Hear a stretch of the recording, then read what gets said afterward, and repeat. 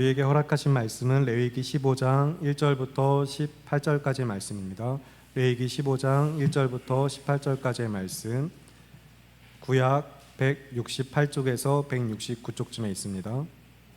레위기 15장 1절부터 18절까지의 말씀 한 절씩 교독하시고 마지막은 합독하겠습니다. 여호와께서 모세와 아론에게 말씀하여 이르시되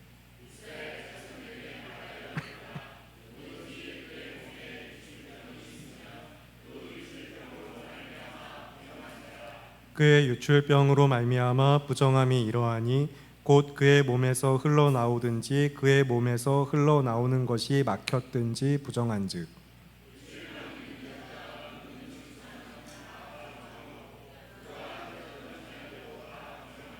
그의 침상에 접촉하는 자는 그의 옷을 빨고 물로 몸을 씻을 것이며 저녁까지 부정하리라.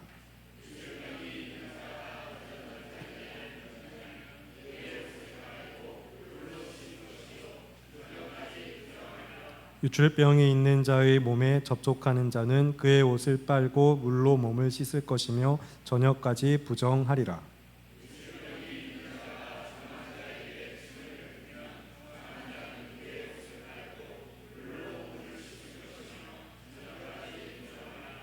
유출병이 있는 자가 탔던 안장은 다 부정하며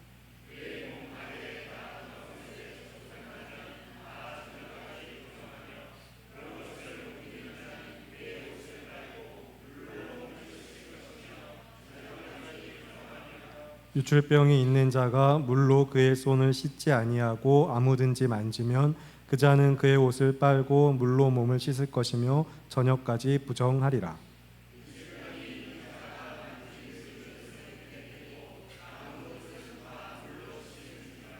유출병이 있는 자는 그의 유출이 깨끗해지거든 그가 정결하게 되기 위하여 이레를 센 후에 옷을 빨고 흐르는 물에 그의 몸을 씻을 것이라. 그러면 그가 정하리니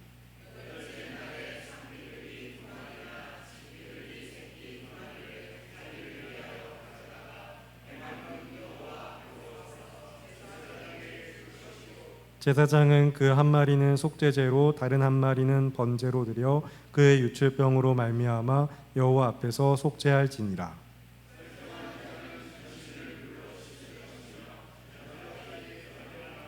정수가 묻은 모든 옷과 가죽은 물에 빨 것이며 저녁까지 부정하리라. 함께 읽겠습니다. 남녀가 동침하여 설정하였거든 둘 다 물로 몸을 씻을 것이며 저녁까지 부정하리라. 아멘. 레위기 연속설교 23번째 시간 온전한 하나님의 형상이라는 설교의 제목으로 이두성 목사님 설교하시겠습니다.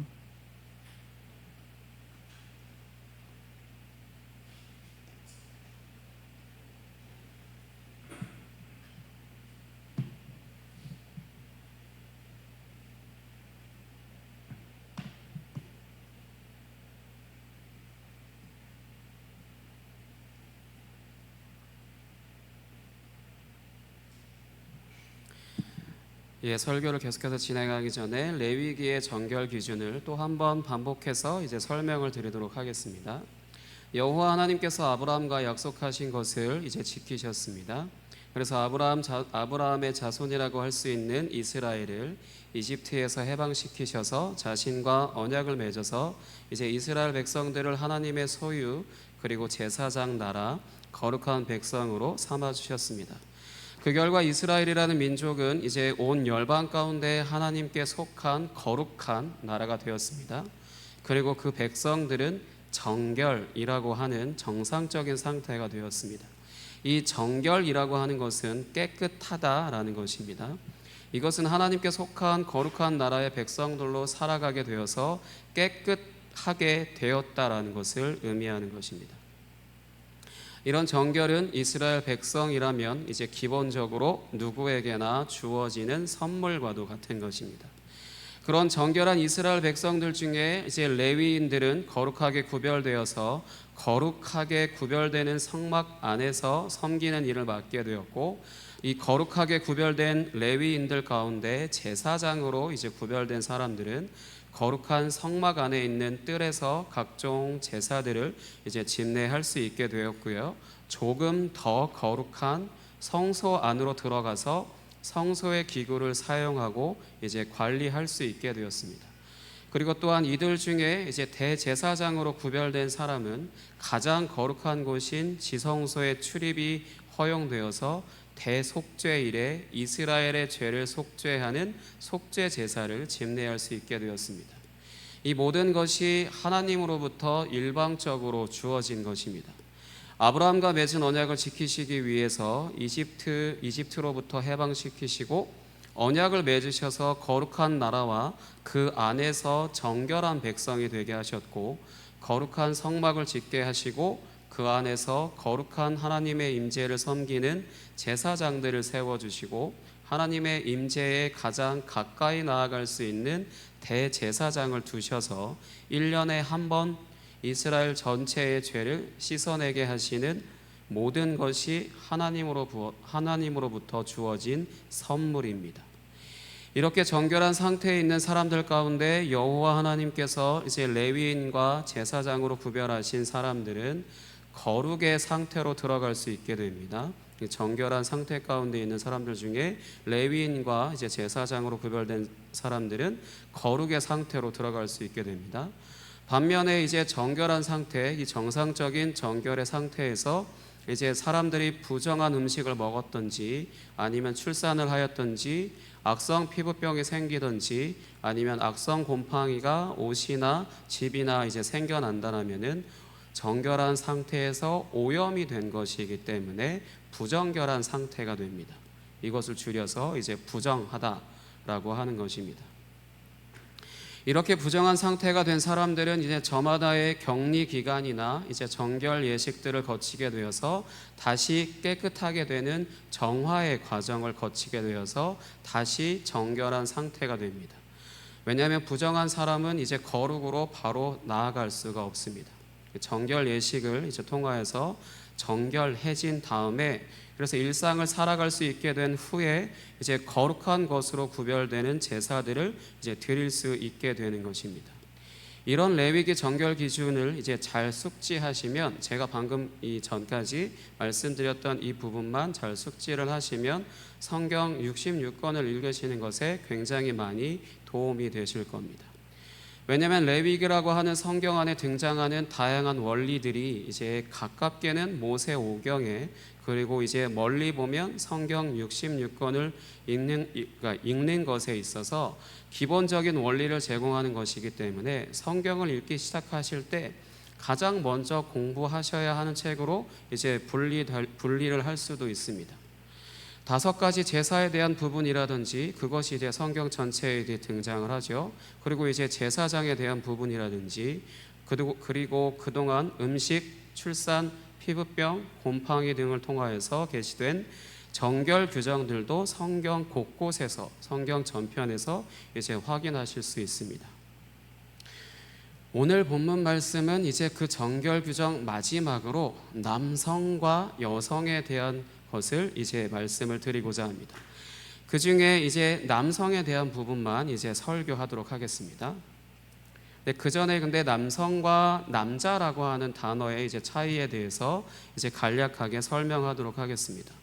이 단어 역시 일상에서 어떤 식으로 사용하든 문제가 되는 것은 아니지만 이제 기본적인 정의를 알게 된다면은 해당 단어가 이제 사용된 글들을 읽을 때 보다 분명히 이해하실 수가 있습니다. 남성이라고 하는 것은 성별에 대한 부분들, 성별에 대한 부분들을 다룰 때 이제 사용하는 단어이고, 남자라고 하는 것은 이제 남성이라는 성별로 분류되는 몸을 통해서 사회를 살아가는 자아를 가진 사람을 말하는 것입니다. 반대로 여성이나 여자도 이제 마찬가지입니다. 성별로 구분되는 단어, 또 하나는 사회적 자아로 이제 구분되는 단어로 이제 이해하시면 좋을 것 같습니다. 기본적으로 이 정도만 이해하시면 좋을 것 같고요. 오늘은 바로 이 남성으로 살아가는 것에 있어서 구약 시대에 이스라엘 안에서 발생하는 부정에 대해서 이제 설교를 이어가도록 하겠습니다. 오늘 본문 말씀 2절 같이 읽도록 하겠습니다.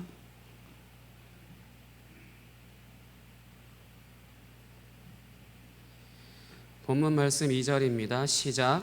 이스라엘 자손에게 말하여 이르라. 누구든지 그의 몸에 유출병이 있으면 그 유출병으로 말미암아 부정한 자라. 아멘. 여기서 유출병이라고 하는 것은 성병과 같은 것을 의미하는 것입니다. 이 범위는 기본적으로 이제 위생적인 이유로 발생하는 것을 말하는 것이지만 이보다 더 심각한 것들이 제외되어 있다고는 할 수 없습니다. 아마도 이제 성경에서 이런 낮은 기준을 둔다라는 것은 그만큼 이러한 정결 규례가 특이한 케이스만을 말하는 것이 아니라 일상적인 것을 이제 기준으로 한다라는 것을 말씀하는 것이라고 할 수 있습니다. 이러한 이제 성병과 같은 이유로 인하여서 이제 발생하는 유출은 가장 먼저 자기 자신을 부정하게 하고 그 다음에 이 사람이 누워있던 침상과 앉아있던 자리 그리고 말의 안장까지 전부 다 부정합니다. 누구든 손대면 부정해지고 이제 말 그대로 가장 부정한 그 전염성이 가장 심한 거라고 할 수 있습니다. 그러니까 이것을 요약하면 삶의 전 영역에 걸친 이 부분에 있어서 이 사람이 머문 곳과 접촉한 사람을 전부 부정하게 만든다라는 것입니다. 심지어 8절에는 이렇게 부정한 사람의 침이 이제 정결한 사람에게 닿으면 그것으로 인하여서도 이제 부정하게 된다라고 하는데 이 모든 기준이 조금 익숙하시죠? 코로나가 한참 심각하게 이제 전파되고 있을 당시에 코로나 확진자의 동선을 파악하고 이 사람과 접촉한 사람은 확진 여부를 이제 진행하고 했던 것들과 똑같은 것이라고 생각하시면 좋을 것 같습니다. 그러나 이런 부정한 사람과의 직간접적인 접촉으로 인하여서 이제 부정하게 된 사람들이 다시 정결하게 되는 것은 의외로 굉장히 간단합니다. 옷을 빨고 물로 몸을 씻은 후에 그날 저녁이 되면 다시 정결해집니다. 유대인들의 하루를 이제 계산을 하게 될 때 창세기에서 보셨겠지만 저녁이 되고 아침이 되니 이렇게 표현이 되죠. 그러니까 저녁 6시부터가 이제 새로운 날이 시작되는 것, 새로운 날을 사실 준비하는 시간이라고도 불리기도 하지만 새로운 날이 시작되는 것과 같기 때문에 이 부정은 이제 하루를 넘기지 않는다라는 것입니다. 전염성은 굉장히 강한데 부정한 것에 있어서 격리가 굉장히 짧죠. 계속해서 이제 13절부터 15절은 본문 말씀 13절에서 15절은 유출병이 생겨서 부정하게 된 사람이 자연적으로 깨끗하게 되면 다시 정결하게 되기 위해서 7일 정결 예식에 대해서 이제 기록되어 있습니다. 여기서도 한 가지 확인할 수 있는 것은 이렇게 부정하게 된 사람이 악성 피부병처럼 이스라엘 진영 밖으로 나가 있거나 하는 것에 대해서 기록이 되어 있지 않은 것으로 보아서 자신의 집에서 이제 격리하는 것을 알 수 있습니다. 또한 피부병과 마찬가지로 따로 치료를 진행하는 것이 아니라 완치될 때까지 기다리는 정도의 증세를 이제 말하는 것으로 이해할 수 있습니다. 이렇게 자연적으로 이제 치유가 된 것을 확인하게 되면 이 사람은 그날부터 이제 7일을 지낸 후에 앞서 자신으로 인해서 부정하게 된 사람들이 그랬던 것처럼 옷을 빨고 흐르는 물에 자신의 몸을 씻습니다. 여기서 다른 사람들과는 다르게 흐르는 물이라고, 다른 사람들은 물로 몸을 씻는다라고 되어 있는데 이 당사자는 흐르는 물이라고 이제 기록된 것은 앞서 피부병에 걸린 사람이 정결하게 되는 예식과 동일하게 이 사람이 죽음에서 이제 생명으로 옮겨지는 것을 의미하는 것입니다. 그리고 나서 이제 8일째 되는 날에 비둘기 2마리를 가지고 회막문 앞에 있는 제사장에게로 이제 가지고 갑니다. 제사장은 이 비둘기 1마리로는 속죄제를 드리고 나머지 1마리로는 이제 번제를 드려서 이 사람을 여호와 앞에서 속죄합니다. 하지만 이때 이 속죄는요, 죄를 속한다라기보다는 단순히 부정을 씻어내는 것 정도로 이제 이해해야 합니다. 그 이유는 지금 유출병으로 인해서 부정하게 된 사람은 일종의 환자, 어떤 그렇게 환우로 보는 것이지 죄인으로 보지는 않기 때문입니다. 만약 죄인으로 보았다라면은 이스라엘 진영 바깥에 있어야 했을 겁니다. 하지만 단순히 환우로 보기 때문에 이스라엘 진영 바깥으로 있지는 않고요. 이거를 죄를 속한다라기보다는 부정해진 것을 이제 씻었다라는 정도로 이해해야 합니다. 이렇게 유출병으로 인해서 이제 부정해진 사람이 그 증세가 다 완치가 된 후에 7일이라는 시간을 보내는 것은 하나님의 창조인 7일을 연상시키고, 그리고 8일에 속죄제와 번제를 드린다는 것은 구약에서는 할례를 받는 것으로 하나님의 백성으로서의 정체성을 부여받는 것과, 신약으로 치면 예수님께서 안식 후 첫날에 다시 살아나신 것과 그 결을 같이 하는 것입니다. 즉 부정해졌다가 다시 정결하게 된다라고 하는 것은 다른 여러 가지 이제 부정하게 된 것과 똑같이 새롭게 창조되는 세상 안으로 들어가게 된 것과 같다라는 것입니다. 이렇게 남성으로 살아가다가 부정하게 된 사람이 다시 이제 정결하게 되었습니다. 성경은 왜 이런 유출 증상을 이제 보이는 사람을 부정하다라고 하는 것일까요? 그리고 굳이 왜 기록했을까요? 단순히 위생상 거룩을 지키고 이렇게 그런 문제일까요? 그것은 본문 말씀 16절과 18절, 16절부터 18절에서 그 답을 찾을 수 있습니다. 한번 같이 읽도록 하겠습니다. 16절부터 18절입니다.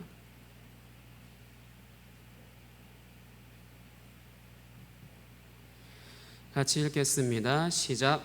설정한 자는 전신을 물로 씻을 것이며 저녁까지 부정하리라.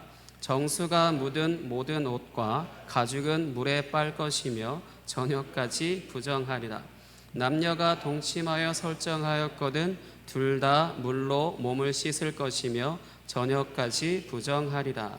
아멘. 방금 읽으신 16절부터 18절은 남성과 여성의 성적인 연합으로 인해서 남성의 정액이 유출되는 것을 부정하게 여긴다라는 것입니다. 이때 성적인 연합은 결혼이라고 하는 언약을 통해서 부부라는 정상적인 관계가 된 것을 전제로 하는 것입니다. 레위기 20장에서는 남성과 여성의 성적인 연합에 대한 일종의 기준이라고 하는 것이 기록되어 있고요. 신명기 22장과 27장에서도 이와 같은 것들을 기록하고 있는데, 간단하게 말해서 오늘날로 치면 결혼한 사이를 가장 정상적인 관계로 봅니다.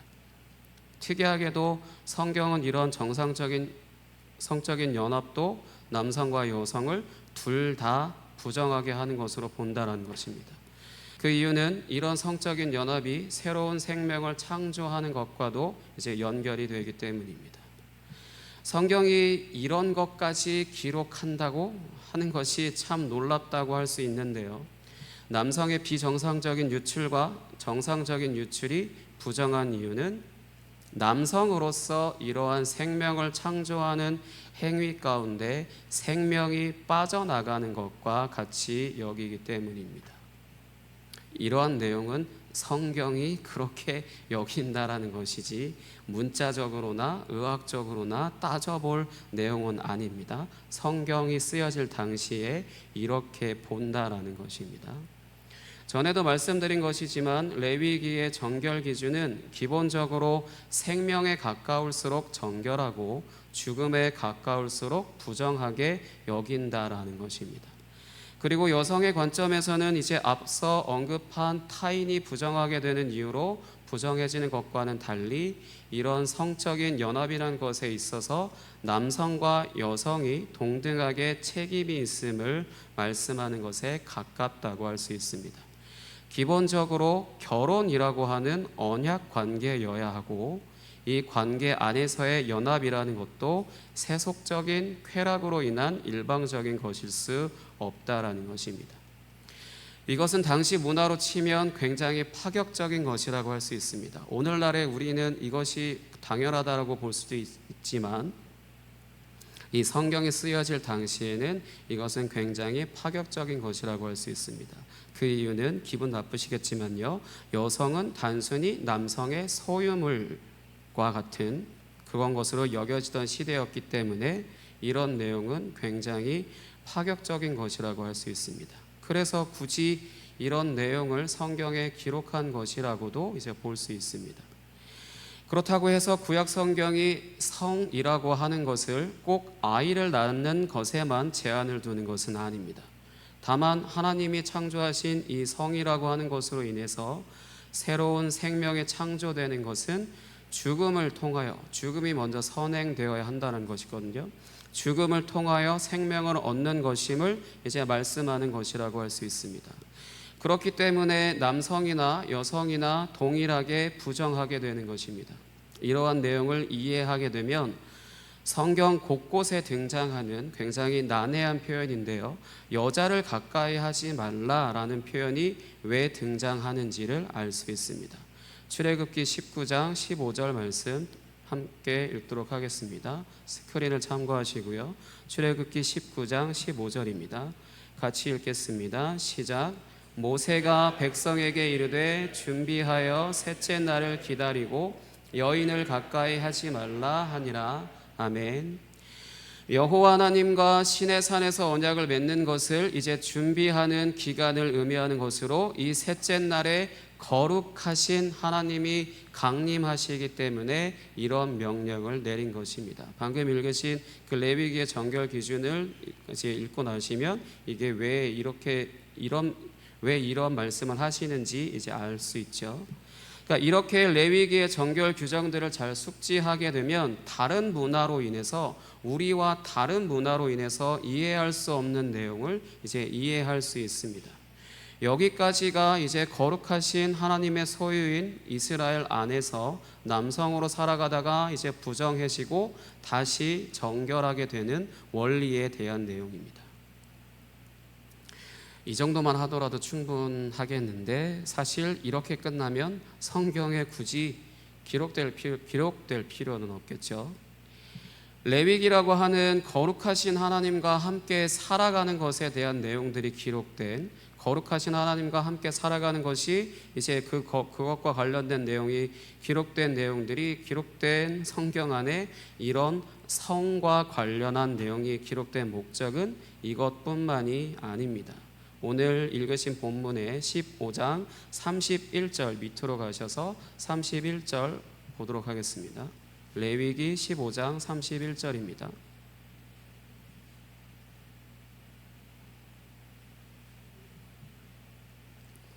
레위기 15장 31절 같이 읽겠습니다. 시작. 너희는 이와 같이 이스라엘 자손이 그들의 부정에서 떠나게 하여 그들 가운데에 있는 내 성막을 그들이 더럽히고 그들이 부정한 중에서 죽지 않도록 할지니라. 아멘.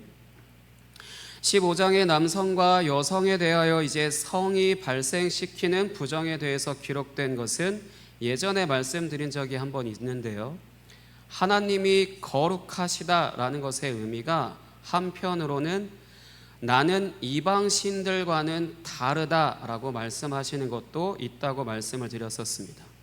이 성이라고 하는 것에 있어서 무엇이 이방 신들과 이제 다르실까요?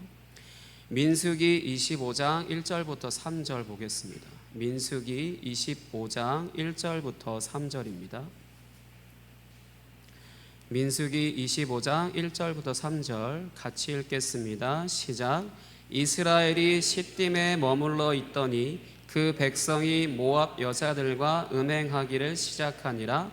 그 여자들이 자기 신들에게 제사할 때에 이스라엘 백성을 청하매 백성이 먹고 그들의 신들에게 절함으로 이스라엘이 바알 부올에게 가담한지라. 여호와께서 이스라엘에게 진노하시니라. 아멘. 이스라엘 백성들이 이제 이집트에서 나온 후에 이제 광야에서 시딤이라는 곳에 머물 때 모압 여자들과 이제 음행을 했다고 이제 기록된 사건인데요, 이 모압의 여자들은 바알부올이라고 하는 모압의 신을 섬기는 제사장들이었습니다. 이스라엘의 제사장들은, 지금까지 레위기 이제 말씀을 통하여서 배우신 이스라엘의 제사장들은 소와 양과 염소, 비둘기와 같은 것들을 잡아서 이제 그것으로 인해서 발생하는 피와 이제 고기를 가지고 희생 제사를 드렸다라고 한다면은, 모압의 여제사장들은 자신들의 성소에서 음행을 하는 방식으로 제사를 드렸습니다. 그러니까 이렇게 여제사장들이 성소 안에서 음행을 하면 그것을 지켜보고 있는 바알불, 어쨌든 그 신이 성적으로 흥분을 하게 되고, 그래서 자신과 함께 살아가는 여신과 이제 음행을 저지르게 되고요. 그러면 이제 하늘에서 비가 내리거나 한다라는 것입니다. 이 신들이 바로 성경에 자주 등장하는 풍요와 다산의 신인 바알과 아세라입니다. 바알부올이라고 하는 것은 바알이라고 하는 신을 부올이라고 하는 곳에서 이제 섬긴다고 해서 이제 붙여진 이름인 것이고, 이 바알을 섬기는 여제사장들이 지금 이스라엘 진영 안으로 들어와서 자신들의 신을 섬기는 행위를 한 것입니다. 즉, 이 민수기에 기록된 사건은 단순한 성적인 죄를 말하는 것이 아니라 이스라엘이 여호와 하나님의 눈앞에서, 이스라엘이 여호와 하나님의 집 안에서 이방신을 섬기는 끔찍한 사건입니다.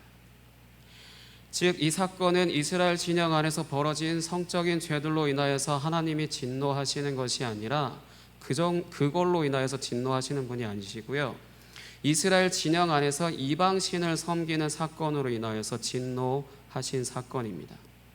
이때 이제 비느하스라는 사람이 현장에서 이제 음행 중인 남자와 여자의 배를 관통하여서 죽이는 것이 성경에 기록되어져 있는데, 그렇게 배를 관통하여서 죽이는 것이 하나님께 바쳐진 속죄 제물이 되어서 하나님의 진노가 멈춰졌습니다. 레위기에서는, 저희가 계속해서 읽고 있는 레위기에서는 이제 한 사람이라서 비둘기라고 하는 이제 비싸지 않은 제물이 바쳐졌다라면은, 이스라엘이라는 한 나라에 대해서는 죄를 지은 사람들의 죽음이 제물로 바쳐진 겁니다.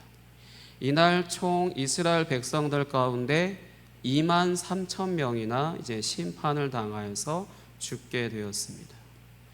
이 밖에도 성경 안에 다양한 사례들이 많이 있겠지만 그것을 다 찾아볼 수는 없고요. 그러나 사실 성경에 굉장히 많이 이제 등장합니다. 그러니까 구약 성경이 이런 성과 관련한 것이 이제 부정한 이유, 그리고 죄가 되는 것들을 이제 명시하는 것으로 인해서 하나님이 원하시는 것이 있다라면은 거룩하라라는 것입니다. 거룩하라. 이방 사람들과 똑같이 하지 말고 구별되라라는 겁니다. 거룩한 하나님의 백성답게 행하라는 겁니다. 성적인 연합이라고 하는 것이 하나님의 주신 복인 생육하고 번성하기 위한 것이기 때문에 이 또한 하나님이 주신 선물과도 같은 것이지만, 아가서 말씀, 성경 아가서와 같은 남녀의 사랑에 대해서 쓰여진 성경이 있는 것처럼 단순히 새로운 생명을 잉태하는 것으로만 제한되지 않습니다. 다만 결혼이라고 하는 언약된 관계 안에서 남성이나 여성이나 이제 동등한 책임을 가지고 있어야 하고, 여러 가지 죄가 되는 부분들이 기록되는 것으로 인해서 무분별한 것은 죄가 되는 것을 말씀하는 것입니다. 여기까지가 이제 구약 성경이고요. 신약 성경에서는 이런 레위기의 정결 규정은 이제 폐지되었습니다. 그렇기 때문에 부정해지고 다시 정결해지고 이런 것들은 없습니다. 하지만 역시 마찬가지로 성윤리라고 하는 것은 결혼이라는 언약을 통해서 맺어진 부부 사이에 대해서 제한하고 있습니다. 히브리서 13장 4절 보겠습니다. 히브리서 13장 4절입니다. 히브리서 13장 4절 같이 읽겠습니다. 시작. 모든 사람은 결혼을 귀히 여기고 침소를 더럽히지 않게 하라. 음행하는 자들과 간음하는 자들을 하나님이 심판하시리라. 아멘. 결혼한 관계를 벗어난 성적인 관계에 대해서 이제 하나님이 심판하신다라고 하는 겁니다. 음행이라고 하는 단어는 이제 말 그대로 허락되지 않은 관계 성경에서, 그리고 간음이라고 하는 단어는 불륜이라고 하는 것에 이제 자주 사용되어집니다. 어쨌든 결혼한 관계를 벗어난 성적인 관계에 대해서 하나님이 심판하신다고 하는 것에 대한 가장 근본적인 이유는 하나님이 창조하신 성에 대해서 신랑 되시는 하나님과 정결한 신부가 되는 이스라엘 관계에 대해서 자신의 결혼 생활을 통하여서 그 본질을 분명하게 이해하기를 바라시는 것 때문이라고 할 수 있습니다.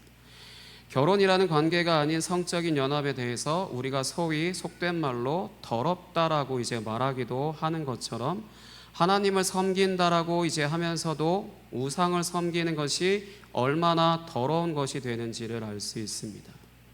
기독교와 불교를 겸하여 섬기는 것을 말하는 것이 아니라 하나님을 섬긴다라고 하면서도 돈을 의지한다든지, 하나님을 섬긴다라고 하면서도 사람을 의지한다든지, 하나님을 섬긴다라고 하면서도 힘을 의지한다든지, 하나님을 섬긴다라고 하면서도 자신을 과하게 믿는다든지 하는 모든 것들이 우상숭배에 해당하는 것인데, 이 우상숭배라고 하는 것은 간음이나 마찬가지인 것입니다. 그러니 우리가 속된 말로 더럽다라고 하는 표현하는 것들을 우리는 영적으로 우리가 우상숭배를 하고 있다라면은 동일한 것이다라는 것이죠. 성경에 하나님과 이스라엘 그리고 예수님과 교회를 성적인 언어로 직접적으로 표현하는 내용은 없기 때문에 성경을 성경으로 읽을 필요는 없습니다.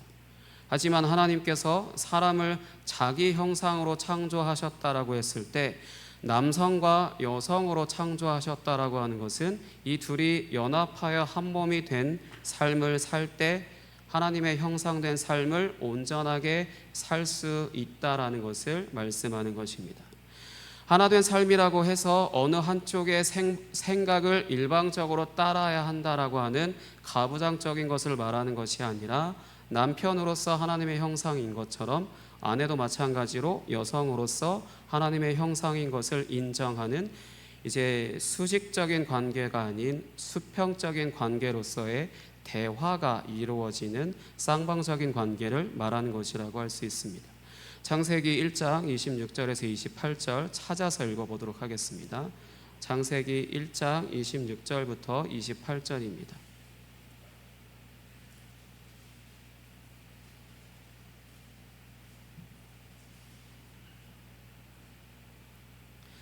창세기 1장 26절부터 28절 같이 26절부터 28절 같이 읽겠습니다. 시작.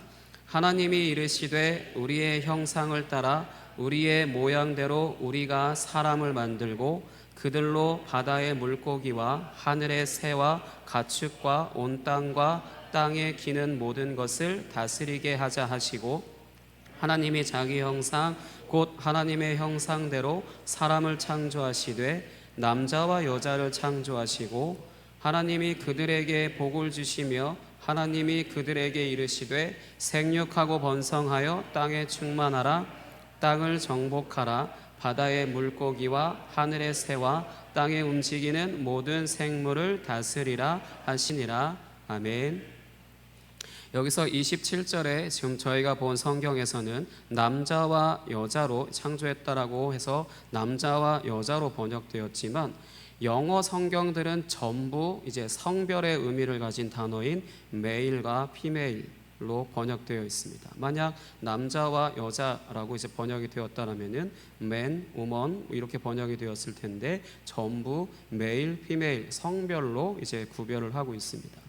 하나님께서 창조하신 사람으로서 하나님의 형상은 남성과 여성으로 이 둘이 한 몸을 이루는 것을 이제 한 몸을 이루는 것으로 온전하게 그 기능을 할 수 있다라는 것입니다. 이런 남성과 여성의 연합으로 이제 부부가 되어서 살아가는 것을 건강하고 온전하게 살아가게 될 때 신랑 되신 하나님과 신부인 이스라엘 그리고 신랑 되신 예수님과 그의 신부인 교회의 관계에 대해서 바르고 깊은 이해를 가질 수 있게 되는 것입니다. 하나님이 자신의 신부인 이스라엘을 얼마나 사랑하셨는지 그리고 예수님께서 자신의 신부인 교회로 살아갈 사람들을 얼마나 사랑하시는지 이것을 그냥 피상적으로 머리로만 아는 것이 아니라 정말로 자신의 결혼 생활을 통하여서 그 사랑을 알고 이제 경험한다면은 그 사랑이 꼭 부부라는 관계만이 아니라 모든 관계를 이제 회복시킬 수 있습니다. 에베소서 5장 25절 보겠습니다. 에베소서 5장 25절입니다. 에베소서 5장 25절입니다. 같이 읽겠습니다. 시작. 남편들아 아내 사랑하기를 그리스도께서 교회를 사랑하시고 그 교회를 위하여 자신을 주심같이 하라. 아멘. 하나님은 이스라엘을 자신의 아내로 부르시면서 자신의 전부를 다 주셨습니다. 예수님도 자신의 신부인 교회를 사랑하셔서 십자가에서 자신의 모든 것을 다 주셨습니다. 이런 사랑을 알고 경험한다면은 결혼하신 분들은 자신의 남편이나 아내를 자신과 한 몸이 되게 하신 것에 있어서 온전히 사랑하게 되고, 이런 건강한 사랑으로 인해서 온전한 인격으로 바르게 자라가는 사람들은 교회 공동체 안에서 이웃이라고 하는 그 범위 안에서 주님이 교회를 사랑하신 것과 같은 사랑으로 서로 섬기며 하나의 교회로 주의 뜻을 이루며 살아갈 수 있게 됩니다. 이것을 기억하시고 날마다 온전한 하나님의 형상으로서 주님 다시 오실 때까지 주의 사랑 안에서 주의 뜻을 이루시며 살아가시는 여러분들 되시기를 예수 그리스도의 이름으로 축복합니다. 이 시간 함께 찬양하고 기도하도록 하겠습니다. 나의 사랑하는 자의 목소리 함께 찬양하겠습니다.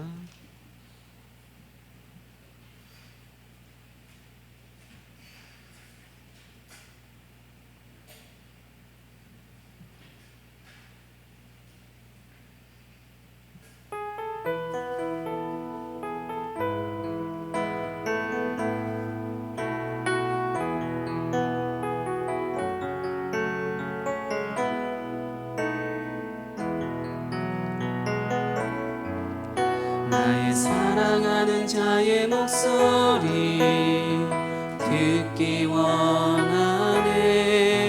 나의 사랑 나의 어여쁜 자야. 다윗 그 은밀한 곳에서 듣기 원하네. 부드러운 주님의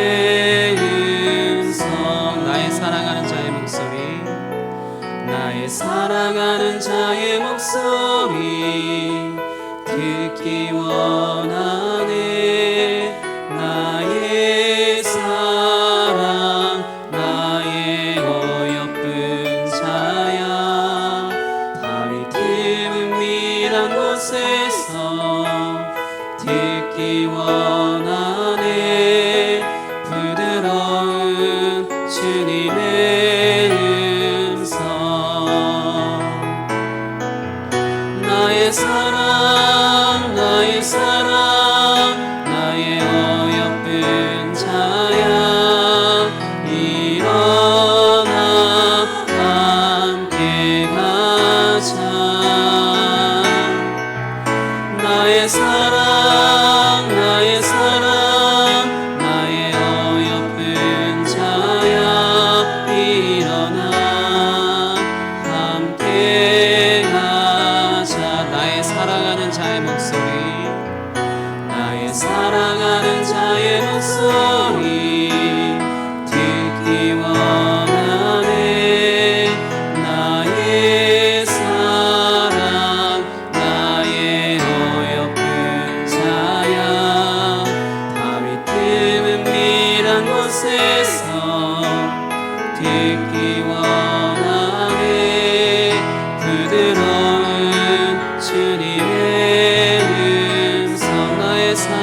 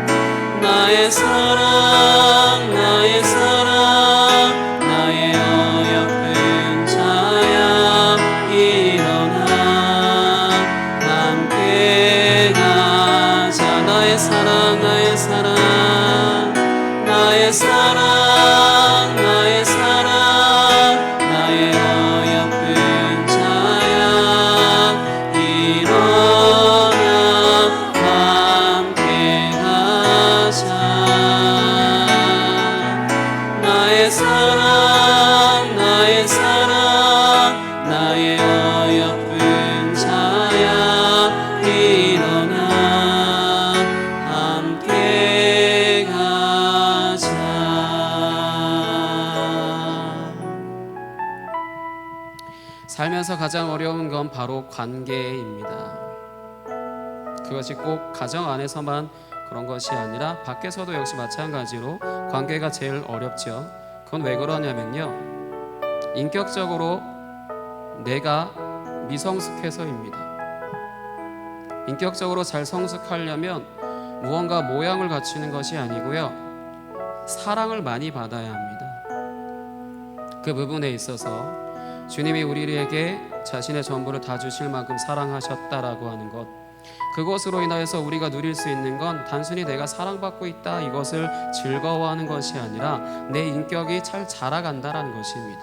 그것과 마찬가지로 남녀가 만나서 한 몸이 되어서 결혼한다라고 했을 때 그런 부분에 있어서 둘이 같이 잘 성숙해지고 잘 대화가 되고 잘 마음이 통하고 계획이나 모든 것들에 있어서 잘 서로 의논하면서 그렇게 말 그대로 둘이지만 하나같이 잘 해나갈 수 있는 것, 그것이 바로 온전한 하나님의 형상된 자들로서 살아가는 가장 기쁘고 이제 축복된 것이라고 할 수 있습니다.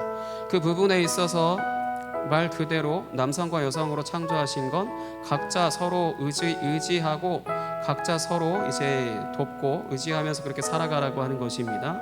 그 부분에 있어서도 역시 내가 인격적으로 미성숙하다라면은 그것이 불가능하겠죠. 그 부분에 있어서 우리가 주님의 사랑을 받는다라는 것, 내가 인격적으로 점점 더 성숙해져서 내가 남도 사랑할 줄 알고 남도 품을 줄 알고 내가 불가능할 것 같은 관계 또한 개선할 수 있는 그런 놀라운 은혜가 우리 가운데 부어지는 그러한 것이라고 할 수 있습니다. 그 부분에 있어서 이 시간 함께 기도했으면 좋겠습니다. 주의 사랑 안에 더욱더 풍성한 은혜를, 풍성한 사랑을 얻게 하시고 그 사랑이 나를 성장시키시고 성숙하게 해 주옵소서. 이 시간 주여 한번 외치고 함께 기도하겠습니다. 주여, 하나님 아버지 감사합니다. 하나님의 형상을 남성과 여성으로 창조하신 아버지 그러한 의도, 아버지 둘이 한 몸이 되어 아버지 하나 된 삶을 살아가게 될 때 몸으로나 영적으로나 정신적으로나 아버지 하나 된 삶을 살아가게 될 때 아버지 온전한 하나님의 형상으로서 살아갈 수 있게 하신 것인 줄 믿습니다. 그것 가운데 아버지 오늘 이 말씀이 아버지 그 말씀 가운데로 연결되어 아버지 우리에게 깊이 남아있는 아버지 은혜가 남아있는 그런 말씀이 되게 하시고 우리의 삶이 주님의 그 인격적인 그 교제로 말미암아 성숙해져서 주님 더욱더 아버지 성숙한 사람으로서 살아갈 수 있도록, 그래서 내가 사랑할 수 없는 자도 사랑할 수 있게 허락하여 주시고 아버지 불가능할 것 같은 그런 관계도 아버지 주님의 은혜로 말미암아 아버지 개선되어지는 아버지 놀라운 은혜가 있을 수 있도록 인도하여 주옵소서. 그것이 가장 먼저 교회 안에서 주의 사랑으로 아버지 가득 담겨지게 하시고 그것이 이제 가정으로 흘러가게 하시며 아버지 내가 살아가는 모든 장소 가운데 아버지 살아갈 수 있도록 주님 인도하여 주옵소서. 주님 감사합니다.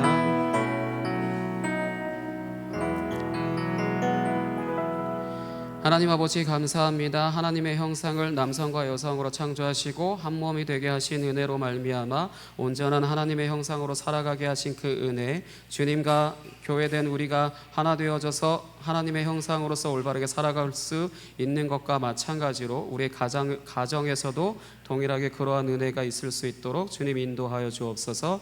그래서 우리가 더욱더 성숙해져서 아버지 인격적으로 관계 안에서 미성숙한 모습으로 말미암아 관계가 깨어지는 것이 아니라 더욱더 사랑하며 섬기며 그렇게 나아갈 수 있도록 주님께서 인도하여 주옵소서.